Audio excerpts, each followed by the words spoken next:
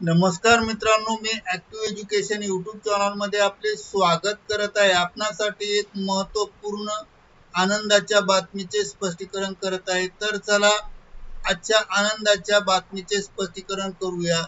आजची breaking news आहे मित्रांनो, आनंदाची खुश खबर।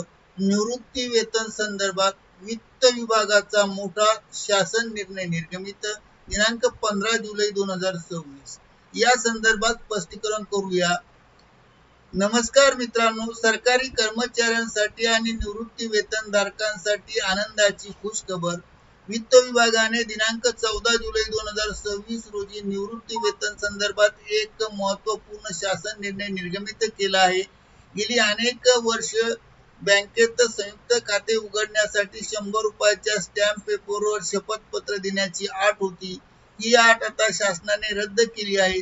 चला या नवीन निर्णयाची सविस्तर माहिती समजून घेऊया। निवृत्ती वेतन संदर्भात महत्त्वपूर्ण शासन निर्णय निर्गमित दिनांक 14/7/2026 रोजी झाला।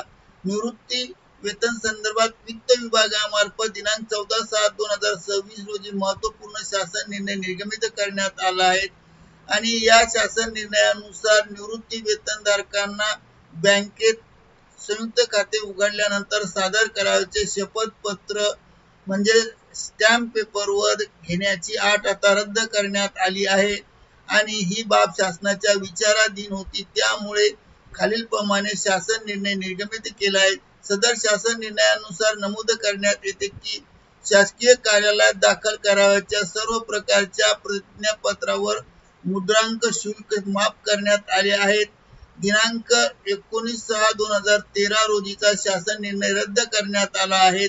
यानुसार निवृत्ती वेतन करता बँकेत संयुक्त खाते उघडण्यासाठी निवृत्ती वेतन ची ₹100 च्या स्टॅम्प पेपरऐवजी साध्या कागदावर शपथपत्र भरून अधिदान व लेखा कार्यालय मुंबई व राज्यातील सर्व कोषागार कार्यालयामध्ये सादर करण्यास दिनांक 1/8/2026 पासून मान्यता देत आहे। तर मित्रांनो, या संदर्भात 1 ऑगस्ट 2026 पासून निवृत्ती वेतनासाठी संयुक्त खात्याला आता 100 रुपयाच्या स्टॅम्पची गरज नाही। सध्या साध्या कागदावर शपथपत्र चालणार आहेत। यामुळे वेळ आणि पैसाही वाचणार आहे। ही माहिती निवृत्ती वेतनधारकाकडे पोहोचावी।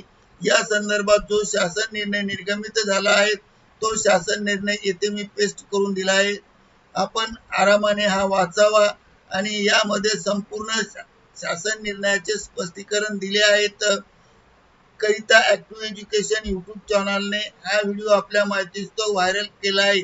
ऍक्टिव्ह एज्युकेशन यूट्यूब चॅनलने एक नवीन चॅनल क्रिएट केले असून ऍक्टिव्ह चॅनलचे नवीन नाव आहे ऍक्टिव्ह राजकारण। या चॅनलची लिंक पुढील प्रमाणे देण्यात येत आहे। ऍक्टिव्ह राजकारण लिंक, येथे ही लिंक दिली आहे। ही आपल्या डिस्क्रिप्शन बॉक्स मध्ये आपणास मिळेल। ही माहिती सर्व निवृत्तीधारकांपर्यंत पोहोचवा। धन्यवाद। Thank you very much for watching this video.